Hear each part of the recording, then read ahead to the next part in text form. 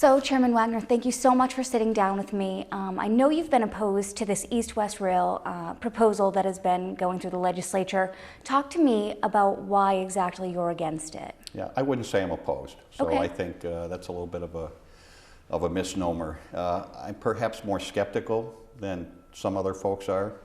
And I know probably more about rail, having served 8 years as chair of the Transportation Committee and another 10 or so on the committee as a vice chair and a committee member when I first came in. I know an awful lot about rail. It's costly to build, it's costly to subsidize, it's costly to maintain.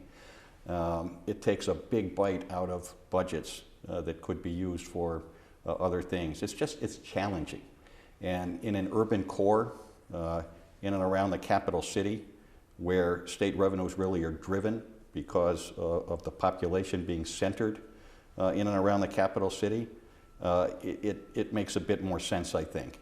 And it's more critically important to this state's economy.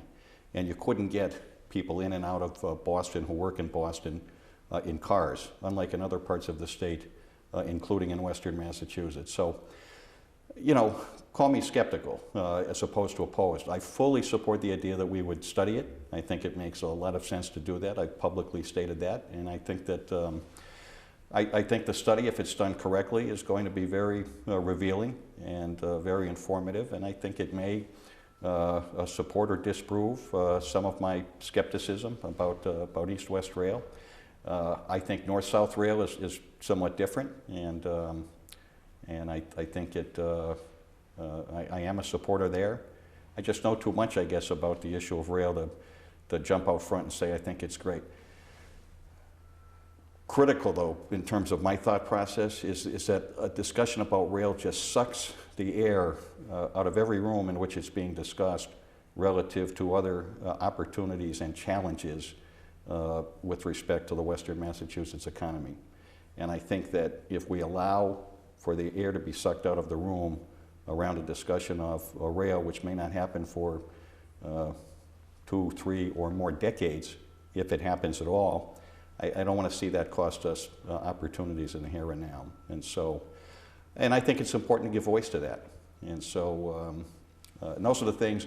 So I view it as an opportunity to talk about the Western Massachusetts economy and our ability to grow it, and to grow it organically. And how do we do that? Well, let's go back to rail for a minute, okay? So the Boston City Council, and it's part of the reason I think we sit here today, as we had a preliminary discussion about this several weeks back, but the Boston City Council passed a resolution that said, gee, with the red-hot economy in Boston, we've got problems in and around the capital city. There is congestion, traffic, there's not enough housing, there's not enough affordable housing, and there aren't enough home ownership opportunities. And so the economy is crippling, you know, things in areas of housing and transportation and infrastructure and congestion, which goes to the environment. And so they support East-West Rail so that Western Mass and other regions of this Commonwealth might provide Boston with bedroom communities. So they're not really concerned about the Western Massachusetts economy, okay, the Boston City Council. They like the idea of rail because it will support their economy, not that it will support the Western Massachusetts economy. I frankly was insulted by the resolution and its passage. So, you know, that just, again, has me doubling down on the idea that we need to organically grow this economy. And there's an opportunity with a red-hot economy inside of 128 to do that. We're seeing it on the South Coast a little bit. We're seeing it in places like Lawrence. We're seeing it in Worcester. And it's not because of rail, it's because when you can't expand anymore, you know, where it's sort of red hot, where an economy is red hot, you necessarily have to look elsewhere. And that's where the opportunities present for Western Massachusetts to organically grow some of these things. So I'm working with, you know, some of the partners, as are my colleagues in Western Mass, in support of, and you know, Senator Lesser is a huge supporter of rail, but he's a huge supporter of some of the things we'll talk about here today as well. And I think that's important, and I think that's an important discussion for all of us to have. So I've worked with folks from the Massachusetts Life Sciences Center, the Mass Tech Collaborative, Mass Development, Mass Clean Energy Center, to try and promote investment and initiatives in Western Massachusetts that are in direct relation to growing the Western Mass economy, creating jobs, building businesses, supporting innovation. And on Friday, just last week, we had an innovation tour out in Western Massachusetts with the Massachusetts Tech Collaborative. A week or two prior to that, I had Travis McCready, who's the Executive Director or President of the Massachusetts Life Sciences Center, down at Valley Venture Mentors in Springfield to see some of the work they do. And it's not an organization he was very familiar with before he came out to Springfield, and he was really excited by what he saw. And so I think there are things that we can do as we study rail that will have a direct impact now. On the same day that Travis McCready was out with Mass Life Sciences, we announced a $3.9 million grant for Bay State Health Systems to establish a critical trials unit. And they're doing a satellite operation at Bay State Bay State Medical Center in Franklin County. And that $3.9 million will be in direct relation to job creation. They're going to be good paying jobs. It's going to spur other innovation and other kinds of things. And if I may, since I'm being a little long-winded here, and you know, so I've mentioned the Mass Life Sciences Center, but when the Carolyn Kirk, the head of the Mass Tech Collaborative, the new head of the Mass Tech Collaborative, and Pat Larkin, who heads up their Innovation Institute within Mass Tech Collaborative, when they were out last Friday, we started at Bay State where we had a forum on cybersecurity. And Bay Path University received a grant to allow women, graduate students, to oversee efforts by undergraduate students, linking them to business, and business has to buy in. So for a nominal buy-in, a business can have folks from the university overseen by private industry interests that are well-versed in cyber.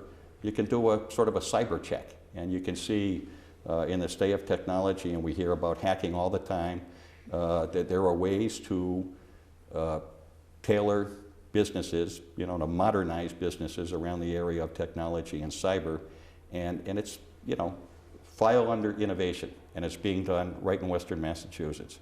And these young women are going to be able to walk out of Bay Path with not only a degree, but with a better understanding, a better base of knowledge, and better real-world experience in an industry and related industries that are really critical to this state's economy in the long term. We should be on the front edges and the forefront of innovation, and it should happen in Western Massachusetts, and it is happening in Western Massachusetts. So from Bay Path and cyber, we then went to TechSpring, and TechSpring was an offshoot of Bay State Health Systems. They received back in 2014 a $5.5 million grant to establish TechSpring, which is all about innovation in digital health. And they're doing some cutting edge things so that through innovation, the delivery of healthcare services and the cost of that delivery is exponentially further along than it would have been without that investment right there in Western Massachusetts. And these are things that may be being done in the capital city around innovation, but there are opportunities now because of a red-hot economy in the Commonwealth to grow economies in other regions of the Commonwealth, including Western Massachusetts. So for example, in the area that I'm just talking about with TechSpring, they described a service that has basically an ED unit, a mobile ED unit, go to a patient. And what is an ED unit? Emergency department. Okay. So rather than transporting by ambulance a patient to a hospital, they can dispatch an ED mobile unit and deliver health care that is as good, okay, more efficiently in terms of cost, and more efficiently and effectively in terms of time.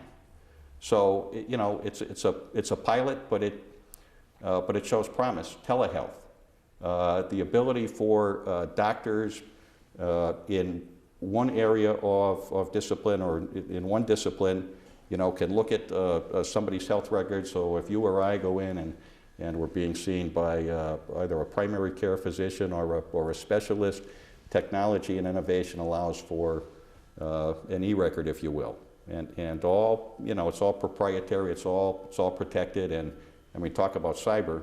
I asked the question of officials at Bay State Health and the offshoot of TechSpring, whether, you know, whether they feel that in terms of cyber and the ability to protect proprietary information, that they've got it figured out. And that should be a priority. And yes, they do. I mean, you know, they were convincing on that point. And so from TechSpring, we went over to Tech Foundry, and Tech Foundry links people who may not have traditional backgrounds in education with opportunities in the IT field.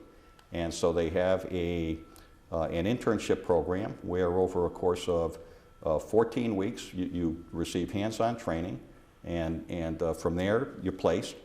And as one of the individuals who had been hired in an IT position at Bay State Health a number of years ago, located to Western Mass from outside the area, and now is off on his own doing IT, and he's a board member for Tech Foundry. He said that the people that are trained at Tech Foundry go into entry-level IT positions, and that in 18 months, you know, if they're not advancing or advanced, okay, it's one thing for them to be in the job for 18 months, but if in 36 months they're in the same job, he said, both the person in the job and the folks at Tech Foundry have failed. Okay, so they're very, you know, they're very big on, we're going to give you the skills to get you in the door, and then if you are industrious with what you know, once you're in that door, you're going to be in a position to move. And they've got success story after success story after success story in a field that is critically important, not only to the state's economy, but to the Western Massachusetts economy. So you believe that reinvesting in these types of programs is important for the Western Massachusetts economy. How can the state better fund these programs? Is it through grants? You know, you don't believe that rail will necessarily ship people to Boston, and you know, the housing market in the western part of the state will boom from east-west rail. How can we better fund these types of tech jobs, you know, innovation type sector jobs? How can we better fund those as a state? Well, you know, it's the two P's, as I like to say. It's partnerships and pathways. And the more that we can create and develop partnerships, the greater the opportunity to create pathways to employment for people who are, you know, eligible for employment by age but perhaps not by training. And so particularly with advances in the areas of innovation and technology that I've been talking about for the last few minutes. So it's all about creating partnerships. We started a number of years ago in this Commonwealth by putting together secretariats under the then Governor Patrick's administration, who sort of operated independently, but there was overlap. So the Secretary of Workforce Development and the Secretary of Economic Development and the Secretary of Education. We put those three together. We later codified that statutorily. And that has led to the creation of partnerships. So those three, you know, each of them, you know, being a particular area or discipline of policy, if you will, when you team those folks, they can do exponentially more. So higher education and the economic development folks and the labor and workforce folks partner with the regional employment boards. They partner with higher education. They partner with the employer community. They partner with the career centers, and we've got 2 of them. And we've just rebranded our career centers. There was one in Holyoke and one in Springfield, and it's now under the banner or name of Mass Hire. And so we rebranded career centers across this Commonwealth, and all of them come under the banner now of Mass Hire. So it's, you know, it's some really good stuff, some really cool stuff we're doing, and we've seen it. It's a good economy. Unemployment is down. We've got a vibrant precision manufacturing community out in Western Massachusetts. The tie-in of that precision manufacturing community to advances in digital health, cyber,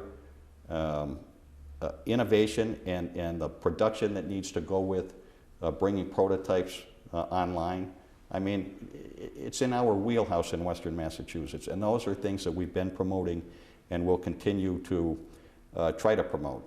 We've got in Somerville, oh gosh, help me out, I'll look over at Caroline. Where did we just tour? Greentown Labs in Somerville. They do green and clean technology and really cutting edge things. And when they get, and their challenge is here in Somerville, Mass, right outside of Boston, space for their incubator for startups. There's not enough space, and it's not really at a reasonable cost. But when they get these prototypes to a point where they need to produce them, they can't do it here. And so they have partnered. Greentown Labs now has a presence at the Springfield Technical Community College Technology Park right across from the main campus. Greentown Labs has an office. It comes under the umbrella or banner of Greentown Learn. And they partner Eastern Massachusetts startups with Western Massachusetts manufacturers. And we've had good success to this point. Great. And it's something we're going to try to grow. And so those are the kinds of investments we make. And to your question about how do we fund these things, how do we not fund these things? If we don't fund these things, we are going to miss out on really important and timely opportunities. And by funding these things, we not only create for ourselves opportunities, but we meet challenges, okay? And, you know, I think those of us who come into this building every day, myself and my colleagues from Western Massachusetts, I think we all look at challenges as opportunities, and we try to do good things in the communities so that we represent, and then collectively, you know, that's the region. The communities that we represent make up the region of Western Mass. So economic development bills, transportation bond authorizations, which help improve our infrastructure, which is important for any region's economy. The Mass Life Sciences Center and their targeted investments in innovation and technology. You know, things like that. We need to be on the cutting edge of some of these things, and even as we look at the possibility of rail, which is going to be decades out, ultimately, there are things we can do in the here and now that will bridge the gap, you know, to whatever the economy of the next generation will look like. Great. So I want to ask, as a Massachusetts resident, a lot of people feel that taxes are too high. There's also been, you know, the millionaire's tax proposed, which do you believe is a good thing? And also, how do we, you know, have a balanced budget? How do we make sure that the state isn't spending too much and taking in too much tax dollars to the point where people are forced to leave the state? Well, I don't think we're taking in too much by way of taxes. We're trying to figure out how to fund a very necessary education reform and commit more than $1 billion of new revenues for public K through 12 education over the next 5 to 7 years. And we're already doing some of that in this year's budget, and we actually started it 2 years ago. So we're in year 3 with respect to some of the initiatives that we know we need to sort of get after. And we've been increasing funding commensurate with you know, our obligation to fund some of the things that the Foundation Budget Review Commission came forward with in 2015. So I don't think we've got too much money when we're talking about how we're going to fund public education. It's not as though we can point, you know, to the vault over there and say, oh well, we'll just take some of it. To the issue of the millionaire's tax specifically, you know, I think that's a double-edged sword. I think that it could have the potential. So if I wanted to be cynical about it, it could have the potential of high-income earners parking their vehicles in place, you know, in another state and placing their heads somewhere else, and in another state, you know, at the end of each day, and that certainly isn't what we want. There are a number of folks, though, who feel that higher earners should pay more. The question before the legislature in this session is whether or not to place before voters across this Commonwealth a question about whether they support an additional tax on people making $1 million or more in income. And so you can take that vote without necessarily supporting the idea of the tax. I don't think we've got very many millionaires in Chicopee. And so I voted in support of giving people in Chicopee the ability to take that vote. And in order for it to go before the voters, it's got to be voted in each of 2 separate legislative sessions. So we have taken the vote in this 2-year session. The next sitting of the legislature will be required to consider the matter as well and to vote it affirmatively, as was done in this session, in order that it could then go before the voters for their yay or nay, their up or down. Ultimately, the voters will decide whether there is an additional tax on millionaires, unless we don't allow that question to go to the ballot, and then the point really would be moot. And what will happen? How will we be able to fund education the way that, you know, the legislature is proposing if the millionaire's tax isn't voted in by the voters? So that's a great question. I mean, there's, you know, you raised a point a few minutes ago, Jody, about balancing the budget, and we're not the federal government, thank goodness, and we don't print money. So we have an obligation to have a balanced budget. If a governor, during the course of a fiscal year, and the fiscal year is the period of, in any year, July 1 of that year to June 30th of the following year, that's the state's fiscal year. And if the governor at any point determines that revenues are not in alignment with spending, in other words, we're not taking in enough to meet the spending that we've approved for the fiscal year, the governor can go in and cut state spending to bring the budget into balance, and that has happened previously. Do you know when the last time was? Well, yeah, this governor, Governor Baker went in and did what are called 9C cuts, and he just went in, and he doesn't have that discretion over all areas of the budget, but he does across the executive branch of government and executive agencies. So he went in, and unfortunately, some of the things that got cut were some of the dollars that we talked about earlier that targeted things like innovation. So, you know, we never like to see that happen, but we cannot spend more than we take in revenues. That's the bottom line. And so if revenues don't support an additional $1 to $2 billion for education funding, and we determine ultimately that that's what we want to move forward with, we are going to have to either cut from other areas of the budget to free up monies for education, or we are going to have to look at revenues to support additional education spending.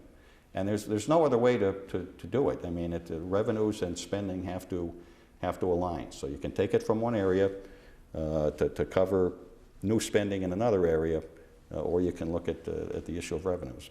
My last question for Sure. you. What do you see for the future of the Commonwealth's economy in 5, 10 years? You know, we have been on the cutting edge of so many things. I think the future is bright, and I think that in a time of advances in innovation and technology, that this state, and in large part because of higher education, both public and private in this Commonwealth, that is one of our strengths in this Commonwealth, and it has always had us on the front end and the cutting edge of new industries and emerging technologies. And so based on our history, I think the future is very bright. And I'll give specific voice to one area, Mass Life Sciences. I'll go back to that. We created the Massachusetts Life Sciences Center back in 2008. We made a $1 billion commitment to it. When I chaired economic development, before I came to my new role, when I chaired economic development in the last term, we reauthorized at $500 million a commitment for half the period of time going out. So we're continuing to invest in Massachusetts Life Sciences, and we are a global leader in that industry. There are several other states, California, Texas, to name two, that you know are there, but don't make the same investments in the same kinds of ways that we do, and we understand that to have a competitive state economy globally, that we have got to invest. We have got to be on the front lines and the cutting edge of emerging industries and technologies. And so investments, as we've made in the Massachusetts Life Sciences Center, positioned us well for the decade from 2008 until now, you know, last year and now for the next 5 years, and we'll continue to do those kinds of things. And And I think I think the future is promising for this Commonwealth's economy. It has to be, because you're competing against, in Massachusetts, we in the West, understand that the challenges we face, because we're not the capital city, okay, but extrapolate that out, and we're competing against every other state. And then when you take all the states collectively together, we're competing in a global economy, and that's challenging. But look at the place that Massachusetts occupies in history. And I always say this when I go into classrooms: the federal Constitution was modeled on the Massachusetts Constitution. So that's how deep our roots in history go in this nation. And for whatever economic challenges we've had as economies ebb and flow, we've always managed to hold our own, and we'll continue to do that. Great.